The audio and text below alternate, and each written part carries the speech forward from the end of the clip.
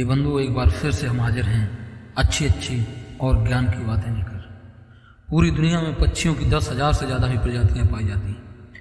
सभी के 2 पंजे और 2 पंख, एक गर्दन होती है। लेकिन इन्हीं में से दुनिया में एक ऐसा पक्षी है जिस पक्षियों का राजा कहा जाता है, जिसकी एक अलग पहचान है, जो आसान से सीना चीर के भी हजारों मील तक आसमान में उड़ता हुआ चला जाता है, और वो अपनी 120 किलोमीटर प्रति घंटे की रफ्तार से एकदम तेज विमान की तरह चलता है, जो खुद के कई गुना से अधिक वजनी शिकार को पंजों में दबोच कर उड़ जाता है, और इसीलिए पक्षियों का इसे राजा कहा जाता है।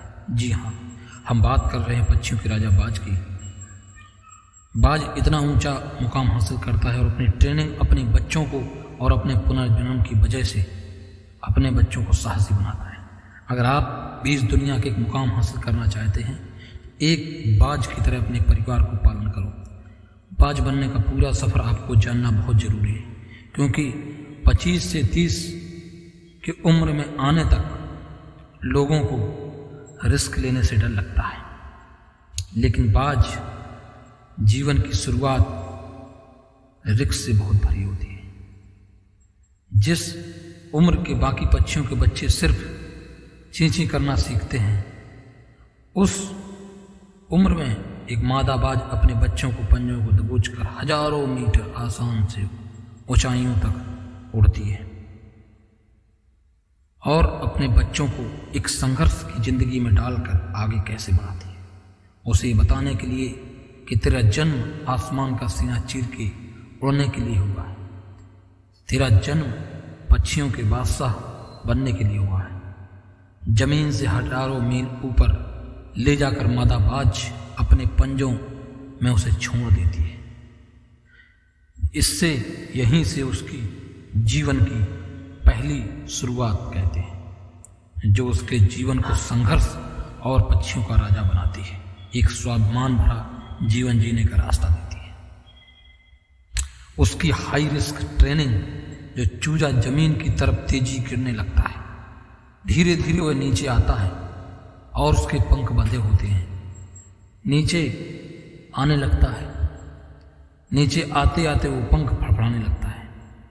उसको लगता है कि वह कहाँ जा रहा है, अब उसकी मौत निश्चित है, क्योंकि इस आभास से वो कभी भी वाकिफ नहीं हुआ था। लेकिन जमीन में आते आते धीरे उसके पंख खुलने लगते हैं।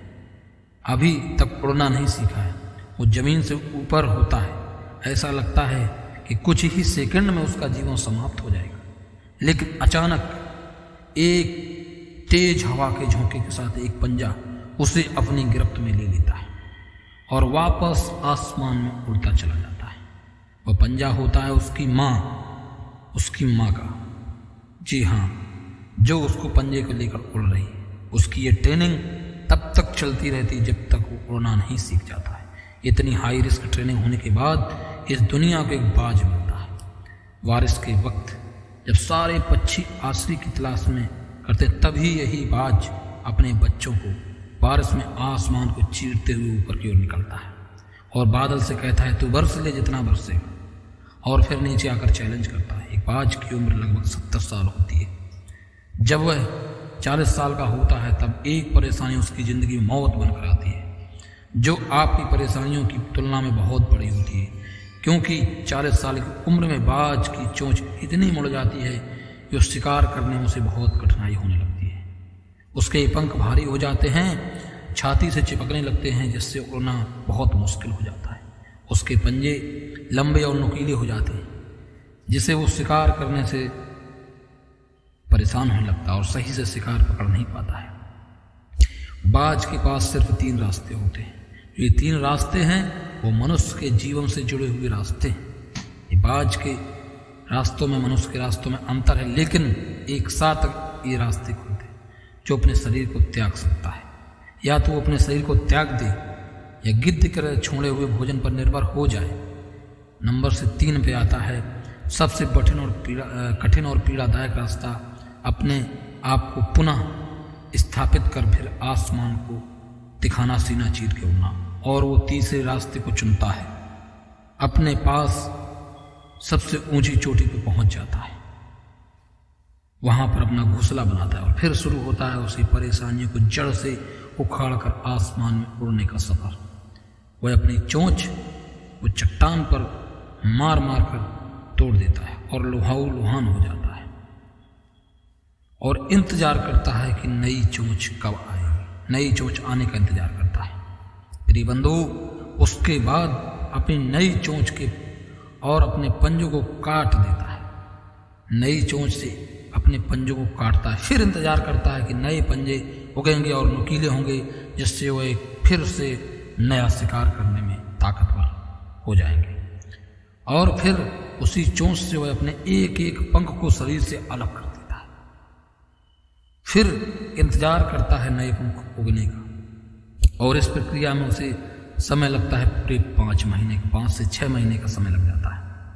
इन 5-6 महीनों में कड़ी तपस्या के बाद फिर से पुनः एक बाज का जन्म होता है। वो फिर से तैयार होता है, आसमान का सीना चीर कर उड़ने के लिए हौसला फिर से जुनून पैदा होता है।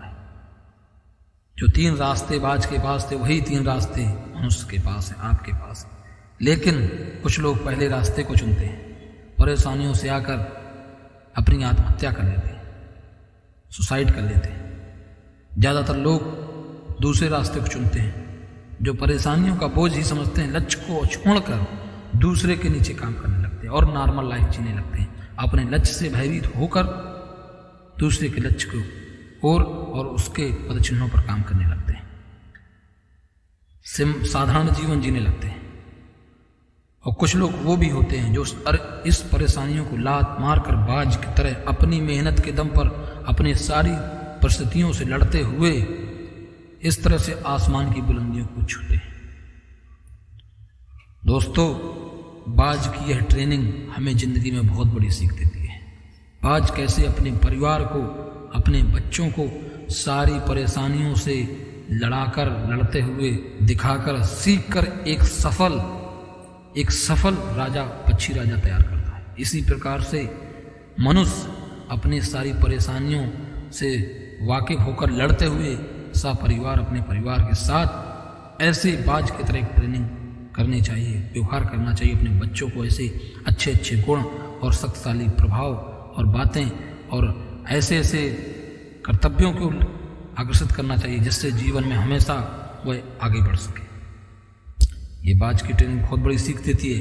अगर रिस्क लेना पड़े तो ले लो, लेकिन क्षेत्र में अपने आप को इतना ट्रेंड कर लो कि उस क्षेत्र में आपसे ज़्यादा उड़ने वाला दूसरा कोई ना हो और आपसे ऊपर उड़ने के बारे में लोग सोचें और उनके पसीने छूट जाएं। आप उस क्षेत्र के बादशाह बन जाएंगे और आपका करियर हमेशा उज्जवल होगा। इस तरह से बाज को देखकर सारे पशु पक्षी, उससे शक्तिशाली, उससे भारी भी पशु पक्षी उसके आवेश और उसके मूवमेंट को देखकर भाग जाते हैं, डर जाते हैं, हृदय में एक पीड़ा उत्पन्न होने लगती, भयभीत हो जाते हैं। इसी तरह से आपके कर्मों, आपके संघर्ष और आपके साहस को देखकर दुनिया की आपके सामने आने वाली सारी समस्याएं, सारे लोग भाग जाएंगे और आपको इस मोमेंट और आपकी शक्तियों संघर्ष के आगे कोई आपको नहीं रोक सकता है। आप अपने मुकाम तक जरूर पहुंचेंगे। प्रिय बंधु, इस तरह से मनुष्य को भी संघर्ष करना चाहिए और संघर्ष और मेहनत का फल हमेशा मीठा होता है।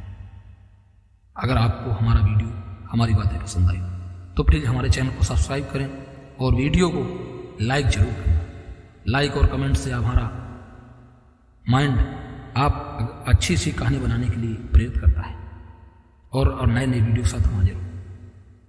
तब तक के लिए धन्यवाद। मिलते हैं अगली कड़ी में।